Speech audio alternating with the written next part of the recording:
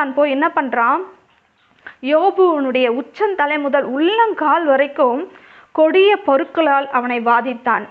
இந்த கொடிய பருக்கள் எப்படிப்பட்டதா இருக்கிறது, ஓட்டை எடுத்து அவன் சொரிஞ்சிக்கிறான், ரத்தமும் சீழுமா வருது, அது சாம்பல்ல போய் உட்காந்துக்கிறான், அவனால இருக்க முடியல, எரியுது, உடம்பெல்லாம் அரிக்குது, என்ன பண்றதுன்னு தெரியல, அவனால முடியவே இல்லை, அந்த வேதனையை தாங்க முடியல. அப்படிப்பட்ட ஒரு வியாதி அவனுக்கு கொடுக்கிறான் சாத்தான்.